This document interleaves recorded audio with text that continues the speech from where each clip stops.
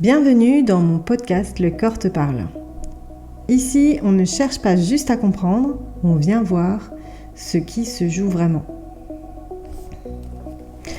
Tu sais, il y a quelque chose dont on parle beaucoup aujourd'hui, se connaître, apprendre sur soi, comprendre ses schémas, mais j'ai envie de te poser une question. Est-ce qu'on veut vraiment se connaître ? Ou est-ce qu'on cherche surtout à confirmer l'image rassurante qu'on a de nous-mêmes ? Parce que se connaître vraiment, ce n'est pas lire des livres, ce n'est pas accumuler des prises de conscience non plus, ce n'est pas collectionner des concepts, mais se connaître vraiment, c'est être capable de voir ce qui en nous dérange. Et ça, le cerveau ne le fait pas spontanément. Pourquoi ? Parce que ton cerveau n'est pas programmé pour la vérité. Il est programmé pour la survie. Et la survie, ce n'est pas juste éviter un danger physique, c'est aussi protéger l'image que tu as de toi. L'histoire que tu racontes sur qui tu es, la personne que tu penses être, ou l'identité que tu t'es construite. Et dès que quelque chose vient toucher ça, que ce soit une critique, une remarque, une remise en question ou alors le fait de réaliser que tu as peut-être tort, le cerveau le perçoit comme une menace. Et là, quelque chose se met en place. Tu peux peut-être le reconnaître. Tu te justifies, tu minimises, tu expliques, tu rejettes sur l'autre ou tu évites complètement. Et après coup, il y a toujours cette petite voix intérieure qui arrive. Non mais c'est normal. Ou j'étais fatiguée. Ou alors, l'autre exagère. Ou encore, n'importe qui aurait réagi pareil. Et ça, ce n'est pas contre toi. Ce sont des mécanismes de protection. Le problème, c'est que ces protections t'empêchent parfois de voir clairement. Parce qu'il y a des choses en nous qu'on préfère ne pas regarder. Par exemple, le besoin de contrôle, la peur de ne pas être suffisant, la dépendance au regard de l'autre, la difficulté à tolérer la frustration ou même le besoin d'avoir raison. Parce que voir ça, ça vient fissurer l'image stable qu'on s'est construite. Et le cerveau déteste ça. Il préfère une histoire cohérente, même si elle est fausse, plutôt qu'une remise en question.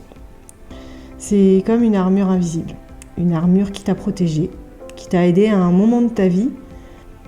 Mais si tu ne la questionnes jamais, tu finis par croire que c'est toi.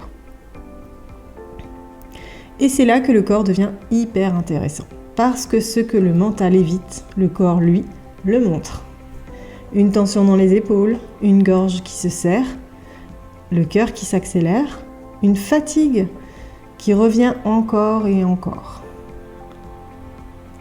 Le corps te montre qu'il y a quelque chose qui s'active.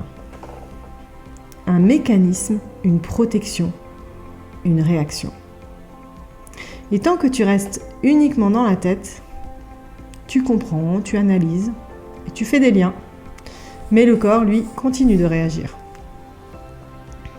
Parce que comprendre, ce n'est pas encore intégré. Et c'est là qu'il y a un vrai basculement à faire. Se connaître, ce n'est pas analyser chaque pensée, c'est être capable de rester présent quand quelque chose se contracte en toi.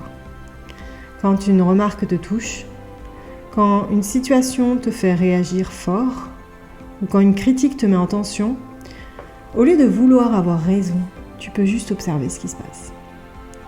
Te poser une simple question. Qu'est-ce que ça active en moi ? Qu'est-ce que je suis en train de protéger ? Et qu'est-ce que je crains vraiment ? Et oui, ce n'est pas confortable, mais c'est là que tout commence à changer. Parce que c'est à ce moment-là que tu passes d'une réaction automatique à un choix conscient. Et même au niveau du cerveau, il se passe quelque chose. Quand tu restes présent malgré l'inconfort, ton système nerveux commence à se réguler. Le cortex préfrontal reprend la main et la réaction devient moins automatique. Ce n'est pas instantané, ce n'est pas linéaire, mais chaque fois que tu restes quelques secondes de plus sans fuir, sans attaquer, sans te justifier, tu modifies ta manière de répondre. Et ça, c'est extrêmement puissant parce que se connaître, ce n'est pas devenir parfait. Ce n'est pas supprimer certaines parts de toi non plus, mais c'est accepter qu'elles existent. Et comprendre que ce ne sont pas des défauts, mais des protections. Et souvent, le corps est la porte d'entrée. Parce que lui, il réagit avant même que tu comprennes.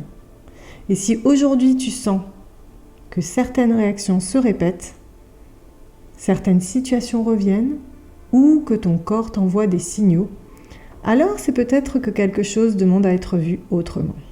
Et parfois, c'est difficile de le faire seul, parce qu'on ne voit pas ce qu'on évite. Et c'est exactement ce que je travaille en accompagnement. Comprendre tes réactions, voir ce que tu protèges, écouter ce que ton corps exprime. Donc si ça résonne pour toi, tu peux aller voir dans le descriptif et on pourra aller explorer ça ensemble. À bientôt!